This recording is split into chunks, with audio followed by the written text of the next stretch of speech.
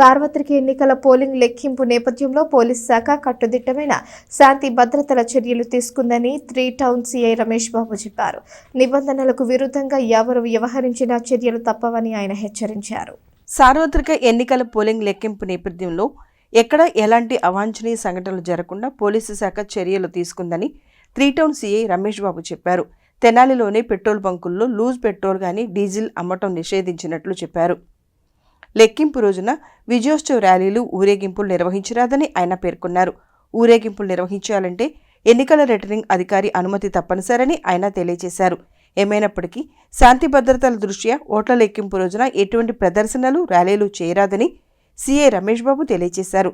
దీనికి ప్రతి ఒక్కరూ సహకరించాలని ఆయన విజ్ఞప్తి చేశారు. సార్వత్రిక ఎన్నికలు అంతా సజావుగా ఎలక్షన్ కమిషన్ ఆధ్వర్యంలో నడపబడినవి. వీటికి సందర్భంగా మన తెనాలి సబ్ డివిజనులో చాలా చక్కగా కట్టుదిట్టమైన ఏర్పాటు చేయడం జరిగింది. మా ఎస్పీ గారి ఆదేశాల మేరకు మా డిఎస్పీ గారు పర్యవేక్షణలో ఉన్న ఎస్హెచ్ఓలు అందరూ కూడా 1 టౌన్, 2 టౌన్, 3 టౌన్, రూరల్ సిఐలు అందరూ కూడా పకడ్బందీగా ఏర్పాటు చేసి ఎటువంటి అవాంఛనీయ సంఘటన జరగకుండా ఎన్నికలు నిర్వహించారు. ఎన్నికలు అనంతరము మనము కొన్ని రూల్స్ అండ్ రెగ్యులేషన్స్ ప్రతి ఒక్క ఓటర్ కూడా ఫాలో కావాల్సిన ఆవశ్యకత ఉంది. ముఖ్యంగా పెట్రోల్ బంక్స్ ఉన్నాయి మన దగ్గర. ఈ పెట్రోల్ బంకుల్లో లీటర్ బాటిల్లో కానీ అట్లా లూజ్గా పెట్రోల్ కొట్టించుకోవడం కానీ అలాంటి ఏ ఒక్క వ్యక్తికి కూడా ఈ పెట్రోల్ బంకుల వాళ్ళకి మేము నోటీసులు ఇచ్చాము. వాళ్ళు ఎట్టి పరిస్థితిలో కూడా విడిగా లూజ్గా పెట్రోల్ సీసాల్లో కొట్టకూడదు. అలానే ఊరేగింపులు, విజయోత్సవ ర్యాలీలు ఇలాంటివి 4న మనకి రిజల్ట్ వస్తాయి కాబట్టి ఆ రోజున ఎటువంటి ఏ పార్టీలు గెలిచినా కూడా అవి చేయకూడదు. ఒకవేళ చేసే పనైతే పర్మిషన్ తీసుకోవాలి ఆర్ఓ గారి దగ్గర నుంచి. ఆర్ఓ గారి దగ్గర పర్మిషన్ తీసుకున్న తర్వాత వాళ్ళు ఓకే అయిన తర్వాత వాటిని చేసుకోవడానికి అవసరం ఉంటుంది.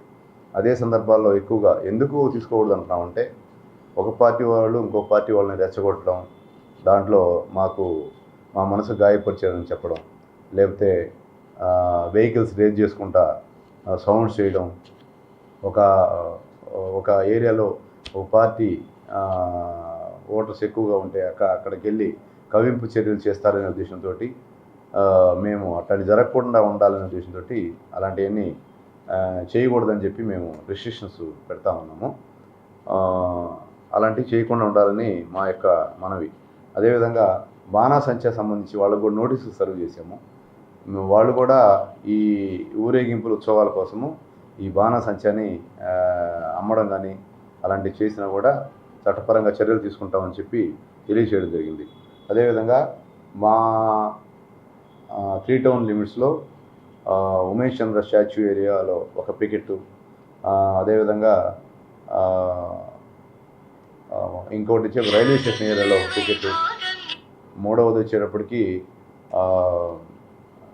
22వ వార్డు ఏరియాలో ఒక పికెట్, ఇట్లా 3 పికెట్లు ఏర్పాటు చేసాము. అదేవిధంగా 3 పెట్రోలింగ్ పార్టీస్ ఏర్పాటు చేసాము ఎలక్షన్ కౌంటింగ్ రోజున.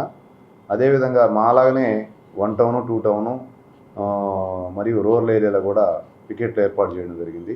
ఎటువంటి అవాంఛనీయ సంఘటన జరగకుండా ఉన్న పోలీసు ఫోర్స్ అంతా కూడా ఆ రోజున రోడ్డు మీదే ఉంటారు కాబట్టి ప్రజలందరూ కూడా సహకరించి ఎటువంటి ఇబ్బందులు కలగనీయకుండా అదేవిధంగా ప్రశాంతమైన వాతావరణంలో విజయోత్సవాలు అందరూ పాల్గొనాలని అనుకుంటా ఉన్నాం. అదేవిధంగా సోషల్ మీడియాలో పలానా పార్టీ గెలుస్తుందని, పలానా పార్టీ ఓడిపోద్దని చెప్పి లేనిపోని రూమర్స్ క్రియేట్ చేయడం కానీ, లేని ఇన్ఫర్మేషన్ని పాస్ ఆన్ చేయడం కానీ అలాంటివి చేస్తే అలాంటి వాళ్ళ మీద కూడా చర్యలు తీసుకోవడానికి సిద్ధంగా ఉన్నాము.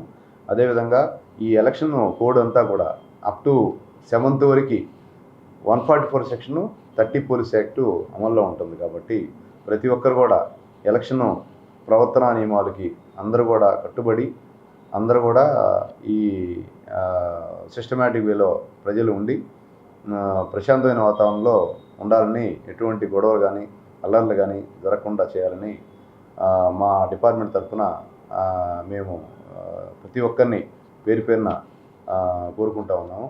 అందరూ వీటిని ఫాలో అవుతారని ఆశిస్తున్నాం. Thank you.